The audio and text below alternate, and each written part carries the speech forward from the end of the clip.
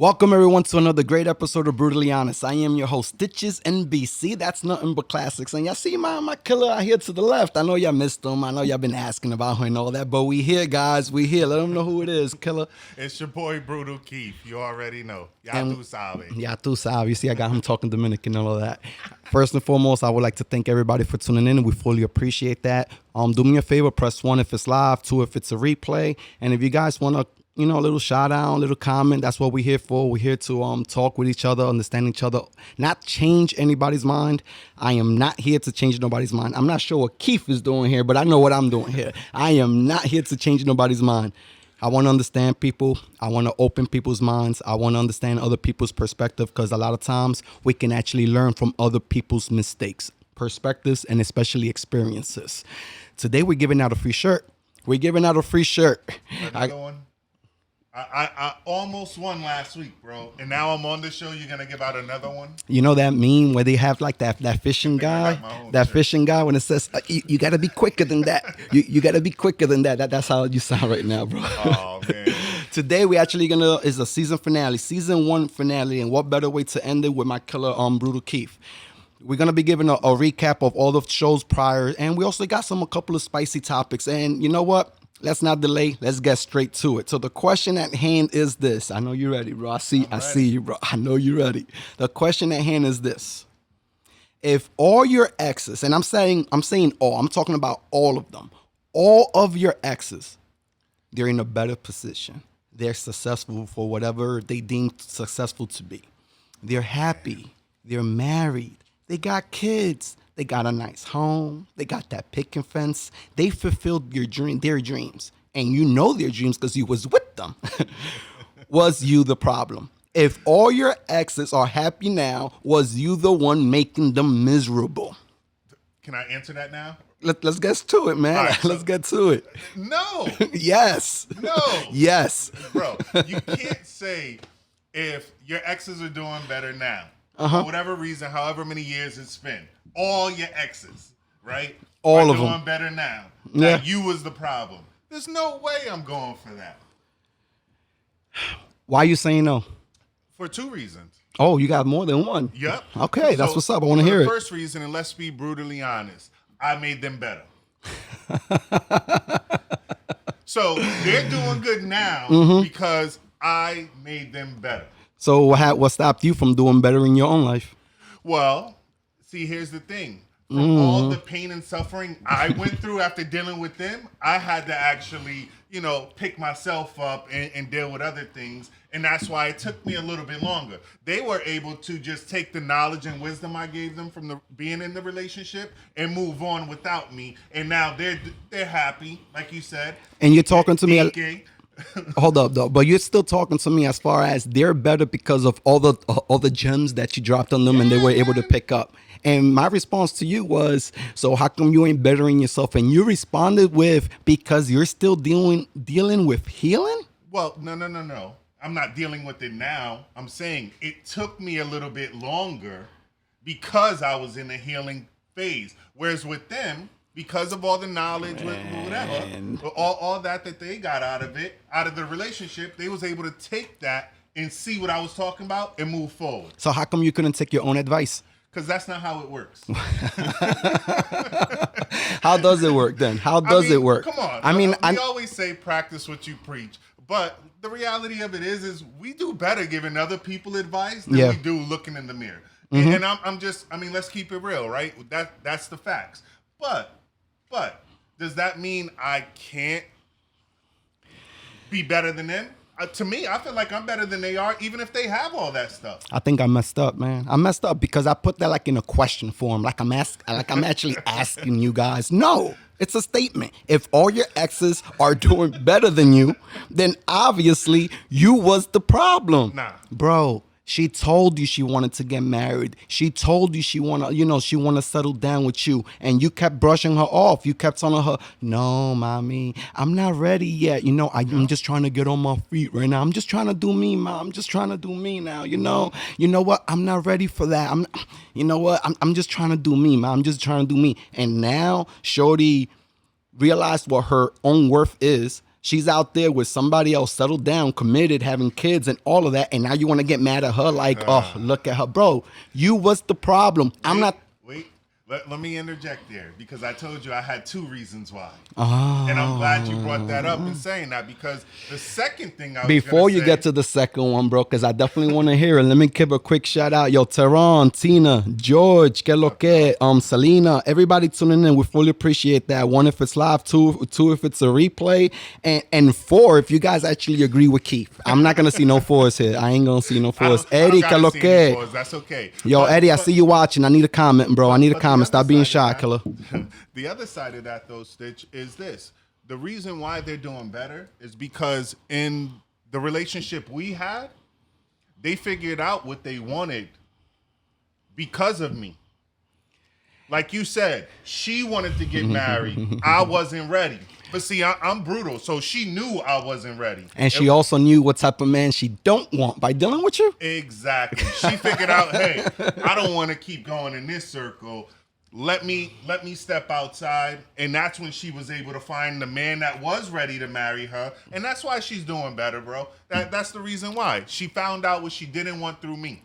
You know what? I actually want some opinions from the people that we have in the studio. What studio? You guys may be asking. Well, yeah, it looks we different are here. at the Podcast Doctor. Shout out to my killers, Phil Bird. We got the videographer in the back, photographer. I'm looking cute, man. Let me just smile at the camera real quick. Hey, I already know what it is. Everybody, how you doing? Phil, talk to me, Phil. Can we knock some sense into Keith or on you on his side? Like you know, we're talking about if all your exes are doing better than you, was you the problem in the relationship?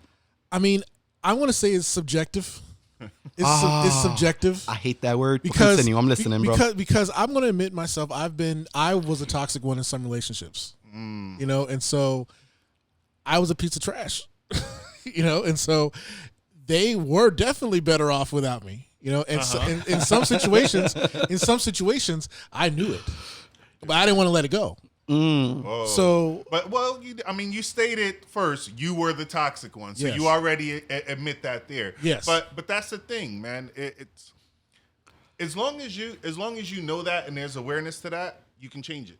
I think he's just trying to find an excuse to validate his own point of view on here, bro. If all your exes are doing better, that means you was the problem. So can I get my 2 cents in now? It's it okay? Tell me why you think that, Stitch, because I don't agree with you. I'm not gonna say yes. Did the relationship work out? No. Why didn't it work out? Well, because you didn't want it to. That's why. You was the problem, bro. Straight to it. I understand how it could be subjectives. I understand how there could be variables. I understand how it can all depend. I get it, guys. I get it.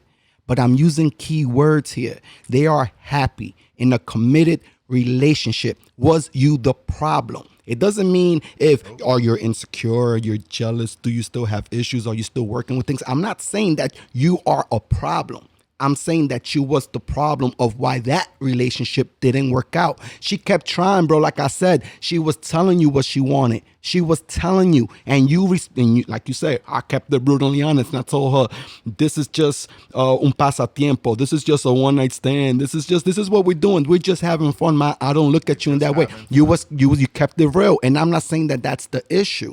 What I'm saying is because you wasn't what she was looking for is the reason why that relationship or situationship didn't work out. And why didn't it work out? Because you didn't want it to. No. She wanted it to, bro. And see, this is why the variables and it being subjective come into play. It's because none of that, bro. If I kept it brutally honest and I told her I'm not ready for marriage, I don't want to get serious. This is just for fun. If she felt like she was the one that was going to change me, then no, bro. I wasn't the issue. I don't know if we should go with that angle right now, man. All I'm saying is I don't have to be the problem. She could have been the problem in the situation by wanting to change something that was already told to her she can't. Bro, Tina, no, I think if you leave and you're doing better than what you were when you were with them, then yes, you were the one holding them back. No, she was holding herself back by thinking she can change me into the marrying type. When I clearly told her, hey, look, I got out of a relationship. I'm just doing me and having fun now. She thought, because it's been a year, he's going to change his mind. Nah, ma. It's an on and off thing. This isn't an everyday. Bro, we're in a new studio right now, bro, and you're making me extremely uncomfortable by looking at me, bro. Can you look at the camera? Can you look at the camera? Like, I'm here, bro. I'm right next to you. I got you, bro. But it's brutally honest, bro. You have your own dedicated camera and you still want to look at my cute self. It's okay, bro. It's okay. I'm here all night. George, hey, so I can see where you guys are coming from. Maybe I was her problem. I know you got something for that. I know you got something for that. Maybe. Maybe. Maybe. Because she thought I was a project she can work on, and I didn't allow that to happen. Maybe I was her problem. Maybe you needed more patience. Maybe you got pissed off because she expected things from you, and she expected you to be a mind reader. You know, we're talking about the silent expectations. The reason I didn't become a doctor was because I don't have patience. I don't have that. How you feel about the silent expectations? So should we tell the people exactly what silent expectations are? Well, I mean, I'm saying what it is, man. Silent expectations is this. And I'll start it off by saying I'm not a mind reader, period. If closed mouths don't get fed, if you're feeling some type of way and you don't say it, unless I can feel the energy, unless something changes the way I'm like, man, it seems off, and I question it, I'm not going to know you have a problem or there's something wrong without you telling me. So the issue with that is, bro, is that when you are with somebody for such a long time, y'all are in the process of getting to know each other, right? Mm-hmm. So y'all should know each other. So for an example, you know her favorite color, you know her favorite type of flowers, you know that she likes receiving flowers. So you don't need to hear it from her. You don't need to hear it from her friends. You don't need to hear it from your boys or anything like that. Like, yo, did you get to shorty some flowers or anything like that? Why are you not doing that from your heart? Now, the other side of this conversation is every single expectation is going to lead to a disappointment. So the reality is we shouldn't be expecting anything from anybody. But if you do, and the other person doesn't know, you can't put the other person at fault, because like exactly what we're talking about, silent expectations. You expect them to know better. Well, guess what, bro? If they knew better, they do better. Facts. and it's funny because you said we shouldn't have any expectations on each other, and I would say, well, maybe just one. And it's the one, and it's the one that shouldn't have to be spoken, but we're gonna say it anyway. The only thing you should expect from another person, whether you're in a relationship or not, is respect. And that's it. If you expect respect and you give respect, then, or rather, if you give respect, then that should be expected back in return. That's the only thing I would say as far as that. But that goes without saying, which brings us to silent expectations. Now, you brought up the flowers and the things that she liked. Yeah, you should, as her partner, be the person bringing those to her without having her say, you know what, I haven't had flowers in a while, for you to be like, damn, let me go get some. No, you should be able to know your woman or your partner to be able to do those type of things. But if she had a bad day at work, if she had a rough day, when she comes in, if y'all been together for a while, you're going to feel the energy. You're going to know that something's off. Do you know exactly what happened? No. And this is what I mean. A lot of times as men, and I can only speak from our perspective, as men, we'll ask our shorties, hey, babe, what's wrong? Something you're not talking. Something's off. You're not being your usual self. And they'll give us the one answer, right? We always get nothing. That's better than when you asking them what they want to eat and they don't even have that response. Bro, I can't even go on that one. That's the worst question you could ask any woman. Period. I don't care if she knows exactly what she wants to eat and can tell you every day I don't believe it. Because you ask her that, that's a essay and a half later before you actually eat something. If all your exes are doing better than you, does that mean you was the problem? I posted that and I got a comment from Matt. He's like, I definitely was the problem. She wanted to get married and I did not. I'm like, you know what? It takes a lot of courage to admit that. And it does take a lot of courage. It does take a lot of accountability. It does take a level of matureness for you to admit that, damn, maybe I was the problem. Instead of us putting the fault and blame outwards, us having a self-reflection of ourselves when we look in the mirror and say, was I the man that she deserved? Or when females are asking themselves this question, was I enough of a woman for him? You know, and things like that. Also, Dominique, thank you for commenting. She's like, sure does. She's like, there has to be something in that person that their spouse didn't see and couldn't pick up on. For every relationship to fail, and then when the ex moves on, they're a better person and their relationship is healthier. The issue isn't them, it's you. So that sounds like she agrees with me along the lines of, in regards of sometimes they have to take responsibility too. In a situation with the guy that mentioned, the girl was ready to get married, he wasn't. See, the thing is that I personally was in that same exact scenario. The difference is I was vocal about not being ready. So the fact that she kept wanting to be ready, it felt like pressure on my end, like, oh, she's just pressuring me to do it, even though I said I don't want to or I'm not ready to.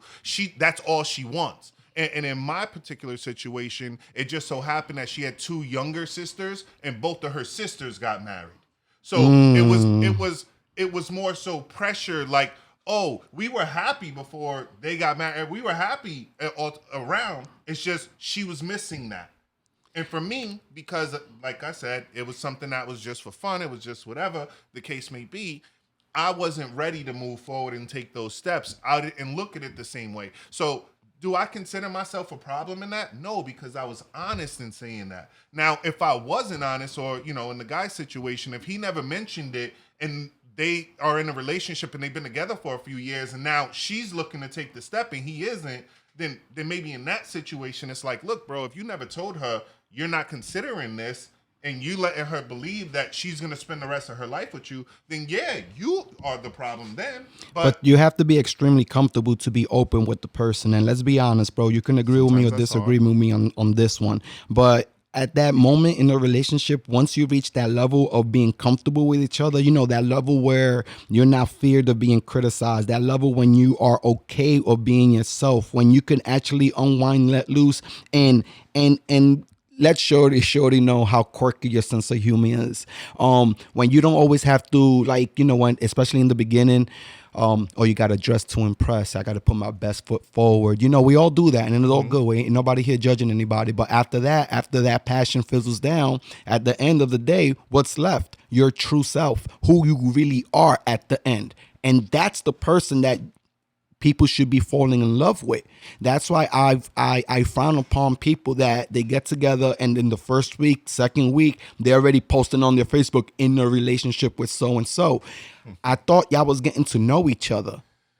I thought this was the process. Why are we jumping ship? Why are we skipping steps? Oh, because he did this and because she did that. Of course, their mind is always on you. They are infatuated. They are obsessed. They are in love. They feel like they love you. So your mind is always on them. But then after that, it's not going to last forever, because you know why? Because of a certain thing called life. Life, it's extremely unprecedented, unpredictable, very spontaneous, and we cannot predict what's going to come and what's not going to come in life. And another thing about life is that we all have priorities and we all have responsibilities. The issue with that is a lot of times when we get with somebody, we make that person our life instead of making that person a part of our lives. There is a big difference about that. When you're making them a part of your life, you're setting time aside for them. Okay, baby, or whatever, this is my schedule. I'll be able to spend you, whatever. It is what it is. But there are some people that now they're starting to call out of work. Now they're not even picking up the kids because they want to be with this person. And I don't agree with that. Because at the end of the day, you are not being who you really are, and you're allowing this person to fall in love with the idea of you. And that's my main issue with that. So let's go straight to the recap. Let's start off with episode 1. Now, on episode 1, I did speak about, is it a man's job or responsibility to show his woman her worth? No. No. No? No. Well, I mean, yeah, it's a man's job. I'm sorry. Is it a man's job to... You just said right? yes and no. Yeah, right? So, are we still thinking about this? No. To word it, yes, it is a man's job to show a woman's her worth. No, it's not. To him it is. And Why? what I mean by that is it's not his responsibility to show her value. She should already know what her value is coming into the relationship. But if she's my girl, if she's my partner, the person that I'm spending time with, then at the end of the day, it's up to me to show her how much I appreciate her. It's up to me to show her that I know that she's there. And just to give you an example of what I mean by that is, let's say, for example, she's a diamond. Now, as a diamond, she holds a lot of value, right? But she should already know she's a diamond coming into it. Otherwise, she might get paired with a cubic zirconium and not realize that, hey, we're not alike. We just look similar. You get what I'm saying? But if that cubic zirconium is showing her the worth of a diamond, is showing her what she is, she might just stay there. And what I mean is, I said, yes, it's his job. Because if it's his woman, then he should show her what she means to him as far as her worth goes. You know, I liked what Sabrina said. Thanks for commenting. She's like, it's not a man's job. However, he should show appreciation for everything that she is and everything that she does. Jessica, yeah, she should know her value, but that's right, what Keith said. Okay, so is it a man's job or responsibility to show his woman her worth? No, it is not. At the end of the day, and it goes both ways. We're not going to just target women here. It goes somewhere. Is it a woman's responsibility to show her man his worth? No, they should already know. But let me also add, we should show them what their worth is to us. Like how you said, yep. She could be a diamond. But if you're only looking at her like a cubic zirconium and you're treating her as such, she ain't gonna know any better because she doesn't know that she's better than that. She might feel like, maybe this is the best that I can deserve. And let's be brutally honest about this. A lot of times, women and men, we don't know what our own worth is, and it doesn't matter what other people tell us. Hey, listen, you're beautiful, you're gorgeous, bro. We've both met beautiful women where we're telling them that, and they're insecure. Yeah. It doesn't matter what anybody else tells you. The only thing that matters is what you're telling yourself in the mirror, and if you actually believe it. It's not enough to call yourself you're beautiful, you're smart. It's not enough. You have to believe in those words as well. Let's move on to topic number 2, or episode number 2, which was the Afro-Latino movement. You got anything about that, Killer? Well, not necessarily the Afro-Latina movement. It was more so on the police brutality that you guys had spoke about. Okay. And the one thing that I wanted to say in regards to that, and I mean, the guy that you had on the show, Frankie, had even mentioned it or mentioned something about it, that I think that social media keeps it alive.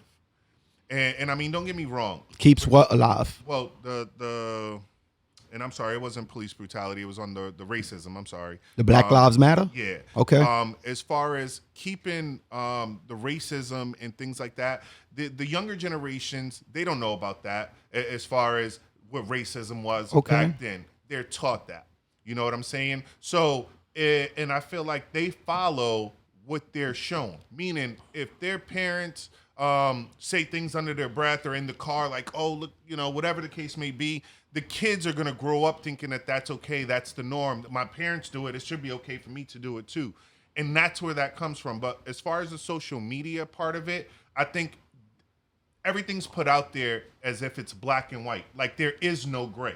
And what I mean by that, and the reason I brought up the police brutality is in those instances where it's a white police officer and a black suspect and something happens, you don't really hear about when it's white and white or when it's black and black. It's just when it's the different colors, different races, is it always brought up and publicized in the media, social media specifically, and that brings out more hatred. Everybody tuning in right now, we will provide a phone number where you guys can tune in and you guys can actually give us feedback on anything that you guys got on your mind, anything that we guys are talking about. I definitely would appreciate it. We will provide that number in a few minutes. I definitely appreciate that. What I have to say about the Afro-Latino movement, hey, listen, I am Dominican. I was Brooklyn born and raised, okay? So I'm still an Afro-Latino, and I have a lot of pride in being Afro-Latino, but I also want to add, I do not want to be putting myself in the same shoes as my black brothers and sisters. It does not matter, even if I experience, which I did, experience racism, experience discrimination when I was growing up. You know how the cops are. We get it when you're stereotyped. When we get it. We get it. I went through that too. However, I do not want to put myself in the same shoes as my black brothers and friends because they have been going through it, not just throughout their whole lives, but their heritage as well. Right. Heritage, when it comes to being in America, they've been like that. You know, I'm first generation. So I want to sympathize, but I don't want to put myself, because if I put myself on the same level, it's like I'm diminishing or minimizing the threat of urgency and importance of what they've gone through in their own lives, their own experience, and not just their own lives, their mother, their grandparents, their great grandparents, and all the stories that has been told later on. So that, and as far as the police brutality, so let me touch on that. The only thing that I want to say about that is good cops are in danger too. There are also good cops out there that are getting hit over the head over the Brooklyn Bridge. We all know what's going on in Portland and Illinois and Seattle, in South Carolina. Everywhere in the whole United States, that's what's going on right now. And I just want to say that a lot of good cops are in danger. I have some cops that are family members, and they actually fear for their lives. All they wanted to do was just protect and serve, and now they're being looked at as the threat. Now they're being looked at as, you understand exactly where I'm coming from with this, right? But I love the fact that you're bringing it up like that. And the reason being is because, like you said, now because of everything that happened with one or two, or we know it's been a lot more than that, but the incidences that have happened that have people looking at cops differently and addressing them differently as such, it goes back to the racism. Not all black kids are out to rob and steal or to be the threat. We're being stereotyped because of something from generations and things of the past, or products of our environment, so to speak. You know what I'm saying? But it's like, the same way they are now being targeted because of a select few that did the wrong thing. It's exactly what's going on in the communities, in black communities. But the one thing I'll say as far as the Afro-Latino thing is this. Even though, you know, like you said, you don't want to put yourself in the same shoes because of, you know, whatever. At the end of the day, though, we are all people of color. Yes. And what unites us is that. And that's the type of thing as far as racism that we're dealing with. It's not, I'm dealing with racisms from Spanish or Dominicans or whatever the case may be. It's a specific group of people that are targeting everyone else. Yeah, but when you say, you know, we are all a people of color, I feel like that also causes some separation. I don't want to look at black and white, brown, red, yellow, whatever it is, right? Mm-hmm. I just want to look at everybody's with their energy. We are all part of the same race, which is just the human race. Yep. And I do agree with you. There's the left side to that. I get you. But at the end of the day, what's right is right. That's what I want to get to that. But one of them that we skipped was actually the empaths episode. I think you had something to talk about episode number 3 from season 1 of Brutally Honest. We are going to be giving away a free shirt today. Whoever shares the most will get that shirt. We'll fully appreciate it. Anything that you thought about when you saw that episode, episode number 3? You had, I believe, Erica Warren. Yep, Erica on that show. And one of the things you guys were going back and forth on was the energy, as far as feeling energies and things like that. And she had mentioned something that I wanted to say that I just sort of questioned. And I know she's not here, but just throwing it out there. She had said that what empaths can do, that wasn't as far as a curse, because she said it was sort of both, the gift and the curse. But the part that she said where it was the gift is, if used properly, it can actually help heal people. And I thought that was very interesting, because in my mind, the way I always took empaths were people that were able to read other people's, not just energies, but emotions. And I was even going to ask, you know, and sort of question, because all of us sort of have a gut feeling. And I know I'm not comparing it to being the same thing, but what I mean by that is all of us have an ability to sort of read other people's energies and vibes. Yes. What's different other than the feeling their emotions? It changes your own. Okay, That's the and main that's what I was gonna difference. say And as far and as I'm the speaking empath. from an empath, and I'm not no regular empath. I've been on this for like 6 years now. And we've had I'm conversations, pretty. which is why I'm I've done a asking lot of my you. own research and a lot of healing on my own. And that And was that, something that stuck out to me when she mentioned it. How do you use that to help heal? And that's the only because question bro, that I this is had in this is one of the in main that reasons show. of how empaths use their own abilities to help broken people. Yes, empaths, we do attract a lot of broken people, but one of the ways, just to answer your question, is because it's very easy for us to put ourselves in other people's shoes. A lot of us, we want to reach out to other people, we want to vent, we want to exhale, we just want to talk. Oh man, I just went through, my dog just died, my family member just died, I just lost my job, whatever it is. We don't just want to talk to just anybody about that, especially when we're in a vulnerable state. We want to talk with somebody that we can trust, and if it's not somebody that we can trust, we need to talk with somebody that actually understands that and understands us. So that's how an empath uses their gift to them to their full potential, which is, okay, cool, you just lost your job. Now, whether I went through it or not, I can read, and I can also not just read, bro. This is the main difference.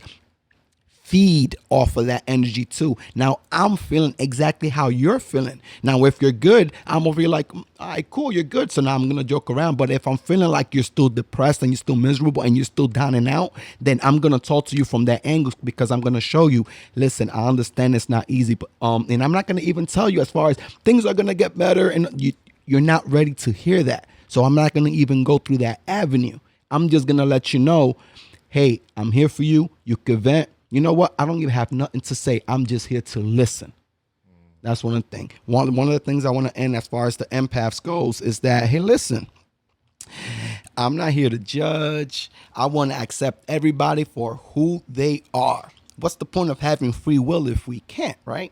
But just because I accepted you for who you are does not mean I have to accept you in my life. At the end of the day, we have to protect our own energy. Listen, you want to be envious, you want to be jealous, you want to be overprotective, you want to be lazy, you want to be a bum. It doesn't matter who you want to be. I'm going to respect you and I'm going to accept you for who you are. But understand that just because I accepted you for who you are does not mean you have to be part of my circle, does not mean I have to bring you into my life, does not mean I need to be involved with you. At the end of the day, we have to protect our own energies, because it's our own energy that we're going to carry with us. And what is it that you're really trying to do with your life? Are you trying to be influential? Are you trying to reach your best potential? Are you trying to be the best son, the best daughter, the best father, the best mother, the best cousin, the best brother, the best sister? Well, who are you trying to be? Focus on that. You want to know something, Stitch? If it's one thing I can go back and tell my younger self, if it's one thing, like just the one thing I can go back and do besides the winning lotto numbers, on my birthday a few years ago, And save my old comics. right, Yeah, continue. it would be exactly what you just said. That's something that I didn't learn until I was older, that I wish I knew as a child, to protect my own energy, to protect myself against people that I think are there for me or I thought was there for me, because like you said, I understood where they were coming from. It was like, okay, cool.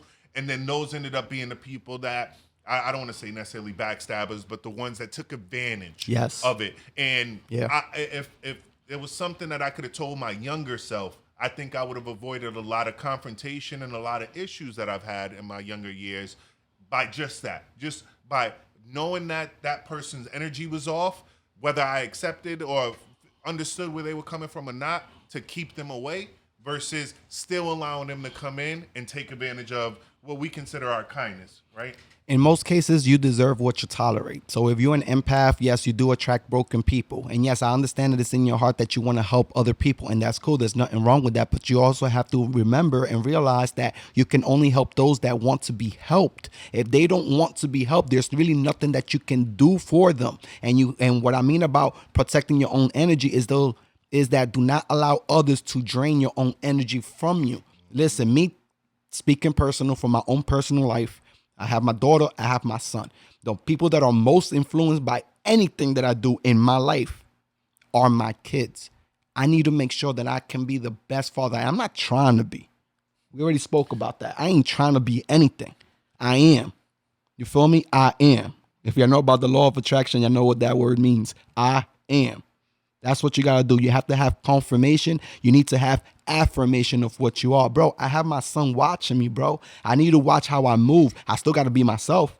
Or I'm still going to be myself.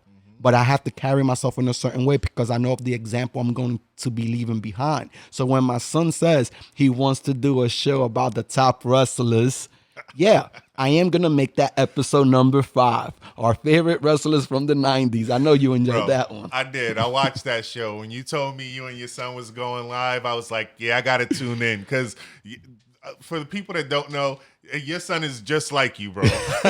So I wanted to know what he was going to do when he was actually on camera and what he was going to say to embarrass you. But, you know. Yeah, he does a couple of those. He drops a few of those. But it was actually really, really cool. The only thing I'll mention in regards to that episode, though, because he did get an honorable mention, he was somewhere on the list for you because you had the old school wrestlers. My favorite wrestler, bro, the Ultimate Warrior. I just got to throw it out there. He was the best entertainer when it came to wrestling. Phil, I know you're hearing. I know you're tuning in, bro. I know you're behind the scenes. I know you're directing the whole show right now. But I want to know, and I know there's a little curveball because I ain't prepared you for this. Who's your favorite wrestler of all time? I'm not gonna even give you the 90s. I'm not gonna even. You could say even a current, just your favorite. That's the easiest question in the world. Awesome. You guys didn't know that. I've been Andre the Giant. Okay, cool. Moving on. Now I'm playing. I've been a huge wrestling fan since I was 3 years old. Okay, nice. Nice. So if you were to say what's on your Mount Rushmore? Okay. Yes. Of wrestlers. I have the Undertaker. He was the very first. He's your number one? He was the very first one that got me into wrestling. I was horrified from him. Nice. I can see that. 6'10" zombie walking around. I can see that. I can see that. Hold on. So He got 3 more. He got 3 more. It's Mount Rushmore. Yeah. I'm curious to know The that. Undertaker is the one that brought me in. Okay. Right? Second, it was Hulk Hogan. Okay. Has to be. I loved Hulk Hogan a lot, and he actually made me. It was between him and the Macho Man were the ones I loved, right back then. But then, once the Attitude Era started kicking on, it was The Rock. Okay, every single school photo that I've taken since The Rock existed, I had my eyebrow up. You can go back on my Facebook page, look at my old photos. It's there. But didn't Austin come before Rock, and he had that attitude too, or he had like more like that redneck feel with the pop cracking beers and the ring. He had more of the redneck feel, and so I liked The Rock because he spoke to me. He was the people's champ. He was the people's champ. Well, we got Selena. Mine was Jimmy the Superfly Snooker. Oh yeah, I feel young as hell right now. But he was one of those entertainers that stayed jumping off the ropes for people, you know, the Superfly. He was old school, man. Yeah. Yeah. So one of my favorite episodes that I did in season 1 was actually this one. George, I know you're tuning in, and we do appreciate you, man. It was the absentee father, man, and how important it is for a father to be in their child's life, man. We had such a deep, emotional conversation. You know, he opened up, I opened up too. And if there's one thing that I want to say from that whole show that I took personally, that I'm also applying to my life, and I actually did that earlier today when I saw my dad. You know, he's going through something right now. And it's find something that you can connect with your dad with. Find something that you guys have something in common with. George said on the show, as far as something that he had in common with his father was cooking. So he used cooking as ammunition to fuel the bond between them. And when he said that, I had to apply that in my own personal life. Like, okay, I don't have a strong relationship. I don't have a strong bond with my dad. You know, I don't have no resentment. I don't have no animosity just because he never took me to the park, just because he wasn't there to show me how to ride a bike or nothing like that. Nah, he was there working, making sure that we had a food on our plate, on our table. So at the end of the day, he was out there being Superman. I just needed Clark Kent for a while. You feel me? But I'm not going to hold any grudges to that because he did what he had to do. What I have to do now in my life, if it's so important to me, if I still feel like I have a void within me, then it's my responsibility to fill that void myself. So what I would have to do is reach out to my dad. Hey, Dad, I know you like to play pool. My dad was the one who got me into wrestling, to be honest with you guys. I used to watch wrestling to my dad. So I need to use these tools to build, create, and affirm that bond that I have with my father. Was there anything that you took from that episode, bro? I did, and it was Gator, right? Yes, George? Gator. Okay, because I was gonna say I heard Gators, but George, one of the things that he said, and this was actually towards the beginning of the show, when you was mentioning it to him, you had said, or rather, he had said that it was the norm for him to not have his dad around. For many. And that's what I was gonna say. Like when he said that, I was just like, damn. I didn't have my dad when I was young, growing up, because of whatever reason. He wasn't there. It wasn't that he didn't want to be there. It's just he had some things happen or whatever, and he couldn't be there. But I knew that. So it wasn't like I grew up with, my dad didn't want me or my dad didn't want to be around. So I didn't have those feelings. But when he did come around, I was probably about 10 or 11. And I got to know my dad for a little bit, but then he passed away when I was 13. So I didn't have my dad there either. And then when he was there and I was getting to know him, it felt good. But then immediately he was taken from me and now I don't have my dad. You know what I'm saying? Yeah. But for me, when he said that, it was like, man, that was my childhood. That my dad wasn't around, but that was most of the kids that I knew. Most of the people that I went to school with, that I hung out with as kids, the community center, played basketball with, the area that I grew up in general, most of the kids that I grew up with didn't have their fathers. So it wasn't a big conversation to talk about that. But to see it now, to see the way it affects kids now and how, it's been comments and mentions of things like why are there more gays now than there was when we was growing up. And it's like people have mentioned, and I'm not getting into the people are born like that or anything like that. But one of the things that was said or that was mentioned is that because boys have been brought up by their moms and sisters and didn't have any other men to be around, that I was like, I didn't have that. I feel you, bro. So off to episode number 7. We spoke about conspiracies. Talk to me, Keith. Talk to me, Brutal Keith. Press 1 if it's live, 2 if it's a replay. Share the stream if you guys want to. Beautiful, brutally honest t-shirt. Right. Conspiracies, episode number 7. Talk to me. So one of the things when you guys was talking about conspiracies, and I was watching the show because I actually watched that one live when you was doing it, was when we was growing up or when I was younger, if it was a conspiracy, that was the crazies. Like those were the people that was like off out in the corner somewhere. Like, man, that person always thinks something going on. The government's out for you. Did this, that, and the third. Like that was the crazies. Nowadays, it feels like the conspiracies are the norm. Like you can go on social media or you can go on Google and Google aliens or whatever. And it's like, what you think about this conspiracy, bro? What you think about this conspiracy? Well, first of all, woke people don't say they're woke. Let's be honest, right? Cool. What you think about this? What I did. But this conspiracy. I want. God created woman to destroy men. Oh man! Quick shout out, Selena, Jaylene, Orlando. Thank you. We fully appreciate Sabrina. Everybody tuning in, Maria. Everybody, Jeanette. Everybody tuning in. I definitely appreciate that. Stone Cold Steve Austin, though. Okay, cool. Undertaker as well. We got him. Thanks for the ones. We appreciate the number 2. Episode number 8, bro. This was another one. This is actually in my top 3. One of them was the absentee father, and the other one was when I was talking about co-parenting.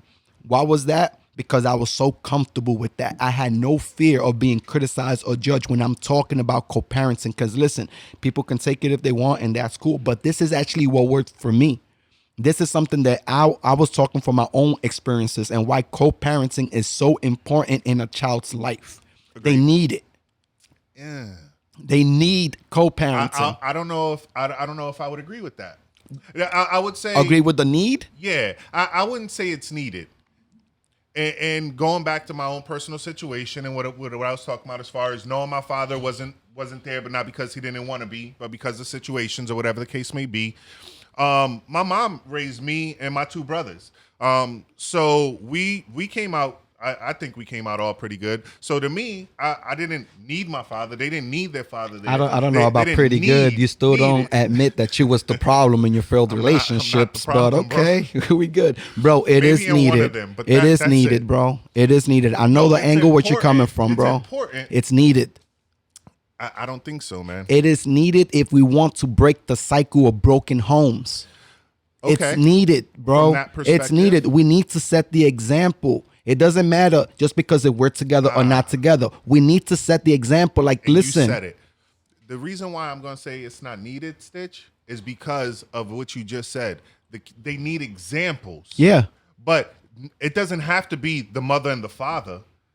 If the father's not there, or let's say the mom's not there for whatever reason, let's say a car accident happened or she died giving birth to the kid, and you are the only parent, they still need examples of what a mom is. They still need examples of what the other parent is. But to say that you need the mom and dad, that's not co-parenting though. Co-parenting is when both parents are involved, when both parents are around. So the example you said is invalid because you just mentioned death, and now the mother's not around or the father's not around. Okay, and I'm not disagreeing with you as far as you need the man and the woman there to raise a child properly. Maybe it's not death. Maybe it's just they aren't around. Co-parenting is needed because of the examples we are setting on our kids. I don't want my son to grow up feeling like, okay, so he got a shorty pregnant, and just because they broke up, he doesn't need to be around anymore. He does need to be around, and he does need to get along with his baby moms. Same thing happens with my daughter. She needs to. They need to try and get along. Now, whether the other parents are mature enough or things like that, that's on them. We have no control of what other people do, but we can control what we do. Oh, agreed. You know, let's go to let's say Tina. The co-parenting show was a topic that hit close to home. That I didn't agree with some things on co-parenting. That's awesome. At the end of the day, we're not here to judge anybody on how you raise your kids. You raise your kid however you want to raise your kid. At the end of the day, you are their parent. And at the end of the day, you're the one responsible. If you're teaching them at 6 years old that they could take a Snickers, ha ha ha, it's so funny. Now they're 16 taking cars. What happened? It's not funny anymore? Exactly. Yeah. Orlando Monte, for the child's needs, it's needed. This does not mean a single parent can't do the job, but both being involved is better. I completely agree with that. Episode number 9, where we spoke about there is no competition and something you really enjoyed, which was our top 10 90s R&B. I mean, I agree wholeheartedly with the whole there is no competition. If anything, you compete with yourself or you're past you or whatever you look at it. But as far as not what being I said competition there, with other people. Yeah, because what I said there, the only I agree with that. Because what I said on that show is the only person that can stop you from fulfilling your own purpose in your life is you or anybody else that you let. Yep. You feel me? Mm-hmm. At the end of the day, we can't be blaming other people of why you didn't do this and why you didn't do that. We all, if we have interest, we're going to make it work. Yeah. All it's needed is interest and desire. How bad do you want it? Instead of blaming other people why you didn't succeed in life. Definitely agree, man. And the other thing, you guys was talking about it. And again, you know, I know my top isn't going to be everybody's top, but you said it yourself, man. Nobody's competing against Boyz II Men's catalog when we talking about top R&B dudes or groups, artists, whatever. I see Phil over there smirking. I know he got something for his top favorite 90s R&B, bro. Oh, I'm agreeing with you guys. That's like nobody can touch Boyz II Men, but my number 2 is Dru Hill. Really? Yeah, that's not bad. That's really? Not bad. Dru Hill, yeah. Before the platinum hair? Yes. So you know the group. You got Cisco, yeah. Jazz, Woody, and Nokio. Yes. Yep. Right. Jazz was the big guy. Mm-hmm. That was the one that I liked. Okay. I see you already serenaded to the girls in high school, man. Look at you pimp. I see you, killer. I see you. Yo, bro, we're gonna give them a chance to call in. Phil, if you mind, put that number down. And we'll see who could call in. You guys can talk to me about anything. I'll see if we can have space at least for 1, maybe 2 callers. Because one of the last things we're gonna be talking about today, before we give away the shirt, is a suggested topic from Maria. Hope you're tuning in. You are. Thank you. She goes with, okay, so I showed her my mixtape. I have some songs in there. There's a song there what it's called "Want Me To." When it's called about how can we put this? When a guy's giving a female fellatio, something like that, right? Let's just say when a guy's going down on a girl. So that's what the song is really about, you know. So her question was, if you expose your kids to these songs at such a young age, are you making it okay for them to do adult things? Yes. Yes? Yes. No. No. And the Okay. reason I'm here to listen, guys. listen, I'm here to listen. the reason why my instant response is going to be no is because we're parenting, meaning sometimes it's going to be do as I say, not as I do, and that sort of goes against teaching, because if you're going to teach, you should lead by example. But my mother said it to me. There's been times where I've said it to my kids, where it's literally, okay, this is adult stuff. You can do as I say, not as you see me doing. To give an example of that, for example, is drinking. If I'm having a beer and I'm drinking and having a good time with my boy, just chilling or whatever, and my son's around and he sees me drinking beer, if I go to put that beer down on the table, it's not cool for him to go pick up my beer and be like, well, my dad's doing it, I'm going to do it. No. There's laws, there's rules, there's things that are put in place so that, one, it doesn't affect him mentally or hurt him as a child that isn't going to hurt me as an adult. And I'm just giving that as an example, but you know what? Your example sounds like a dad that doesn't want to be there, which is in and out, and that's how you sound because you keep moving away from the microphone. But Phil, I definitely want to talk to you. Why do you say yes? Because Keith is like no. I want to say why you feel yes? It is from my own examples, you know, from my own upbringing, you know, and so if I saw something that I wasn't supposed to do, I'm going to do it, you know. And a lot of people learn things from the hard way, you know. You can run your mouth all day and say, hey, don't do this, don't do this, don't do this, until they put their hand on that stove. Yes, it's not going to mean anything. Yes. And so if you want to go into the fact where you're talking about like music videos or violent movies or anything like that, a child's brain isn't developed until they are grown. So when they see stuff like that, that stuff indoctrinates them. Now I'm not going to go out on a limb and say they're going to shoot up a school because they play video games. I'm not saying that, but it does desensitize them.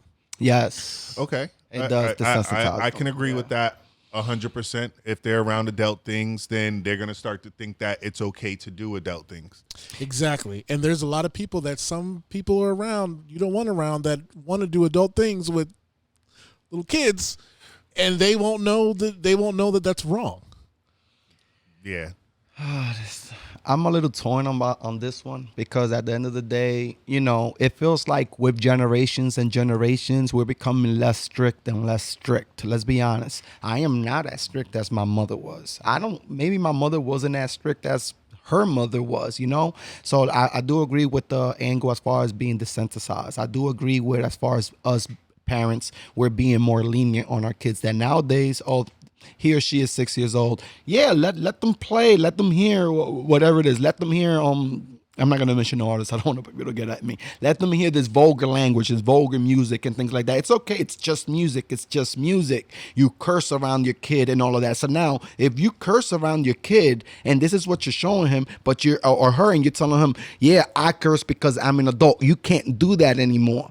Obviously, they're not going to do it in front of you, especially if you put your foot down, but they're doing it around your peers. And obviously, we are all influenced by our friends, our environment, and things like that. So they're going to pick it up from that. But if we could prevent that, if we could tell them that, if we could lead by example, which is, okay, I like this music because I like the beat. That's something else. But what language are you using to express yourself? If you're always dropping F-bombs and MF this and NIG that and all this, then whether you know it or not, you are letting your kids know that it is okay for them to do it. Yeah, they're being a sponge and they're absorbing all of it. Well, and you know, I say no because of, you know, if I do as I say, not as I do. But I do agree with the fact of, if you praise it, so will they. Meaning, if they see you enjoying it, they see you having a good time, even with, like I mentioned with the beer, and I'm having a good time with my friends. My son at his young age might not go pick up a beer, but as he get older, maybe he's not 18 or 21 yet. Maybe he's 14 or 15. Like, hey, like you said, my dad's not around. I'm with my friends. I can get a beer out the fridge. Nobody's going to know it's missing or whatever, and go out and drink it thinking I'm just being cool like my dad, having a good time. Yeah. And like I said, maybe he might not do it when he's seen it at the younger age, but it's something that he saw me praise, saw me enjoy. He's going to feel like that's what he needs to do to have fun or to enjoy life too. And that goes with smoking as well.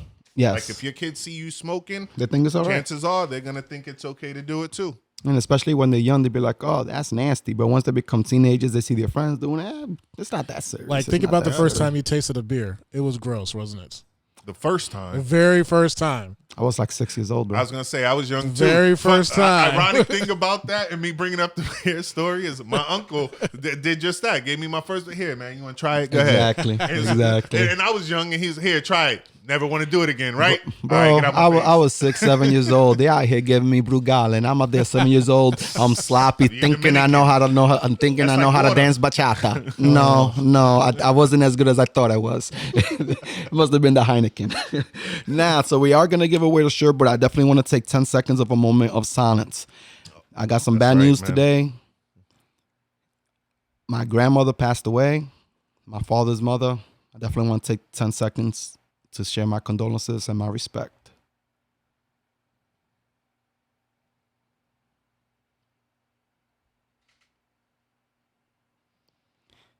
One of the last things that my grandmother told me that I still remember to this day, I was talking to her.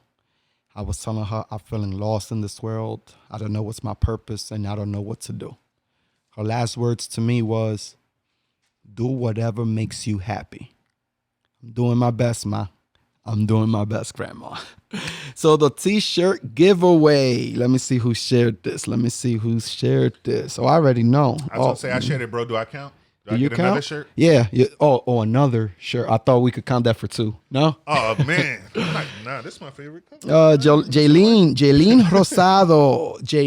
Rosado. Thank you for tuning in. She actually shared a lot last week too. She had a lot of guesses for the R&B things like that too. So next season, which will start in September, guys, I'm taking the month off of August. Personal things, family things, this is my kids' birthdays, and at the end of the day, everything that I do in my life, I don't wake up then go to work for myself. I'm not waking up. I'm not setting my alarm because I want to do it for me. And no. Everything that I'm doing from now on is because of the example I'm setting for my kids. Yes, you have to be true to yourself. You have to fulfill your own purpose. But if you can influence your kids in a positive way, then do it. As cliche as it sounds, the kids are our future. They are. Amen. And season 2, it will start in September. We got a bunch of things we want to talk about. And I'm not going to spoil it for you guys. I do appreciate everybody for tuning in. It's been a pleasure. Keith, thank you for joining me on the season finale. Maria, Jaylene, Selena, everybody tuning in. Tina, is a lot to mention. I fully appreciate that. One if it's live, two if it's a replay. And just hit me guys up. Chris, a little late, but you're here. I appreciate you. Anything you guys want me to talk about, even if y'all don't want to put it on social media on public, I understand. It's all good. You know, I have to respect everybody's privacy and how they want to live their life. I have my own purpose. I know that talking from people's experiences and understanding others can actually affect people because, like how I told you, as far as an empath, once they know that you understand where they're coming from, they're more open to listen to you. Phil, any last words, man? I want to let people know where you at, where they could tune in. Holla at me, bro. Well, hey, I appreciate you guys coming out here. This was the first edition of the Podcast Doctor Studios. So I think it was a very successful show, and I think everybody loved it here. And if you are interested, just find me on Facebook at It's the Podcast Doctor, or just on Instagram at Podcast Doctor. And that's not just the name. That's the Podcast Doctor. So if your podcast has a little cold, has a little sniffles, you might need to take a little Tylenol and then don't hesitate to hit up Phil Bird, Mr. Podcast Doctor. And I love to involve everybody. So the videographer. I want to give him a quick shout out. Let him know who you is, because I appreciate it too, man. Get on that mic, killer. Get on that mic. Let me know, man. Kalen, come over here, man. Ain't no time to be shy, man. It's brutally honest in the building, man. You know how we do. Yeah, you can catch me at Kalen J. Herb Photography LLC on Instagram. Starting to build it right now, but till then I'll be here at the studio with Phil and everybody. Nice. So come check us out. I like those pictures, bro. I seen the flash and everything, man. No Photoshop needed, man. No Photoshop needed. Again, life is balance and nothing lasts forever. Just understand that at your darkest time, if you have a good positive outlook, that specific moment can actually be the time where the sun will shine the brightest. Life is balance. Understand that nothing lasts forever. No matter what you're going through now, no matter how alone you feel right now, just know that everything you ever wanted, everything you ever needed, it's already inside you. Have enough faith, have enough belief to look within, and also have enough passion and enough desire to keep moving forward. God bless y'all. Tuning out. It's your boy Stitches NBC. That's nothing but classics music with my killer. Brutal Keith. Thank y'all all for tuning in. We love you guys all.